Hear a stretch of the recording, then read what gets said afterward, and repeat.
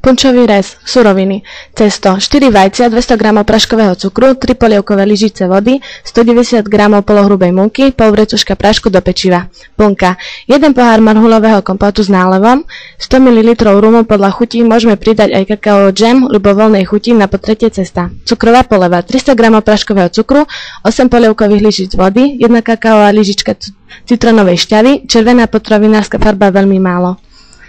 Punčový rez, príprava cesta. Celé vajcia vyšľaháme s práškovým cukrom do peny. Postupne pridáme vodu a nakoniec múku s práškom do pečiva. Takéto korpusy upečieme 3. Pečieme ich na vymastenom a vysypanom plechu. Prvý vyhladnutý plát cesta natrieme džemom. Druhý plát rozmrvíme do misy a prilejeme k nemu rozmixovaný kompót aj s nálevom a prichutený rumom. Všetko spolu premiešame, aby z toho vznikla hmota a tu natrieme na prvý plát.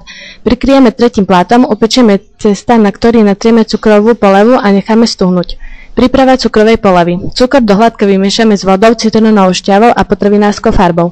Farbivo, ktoré nemusí použiť, poleva bude biela.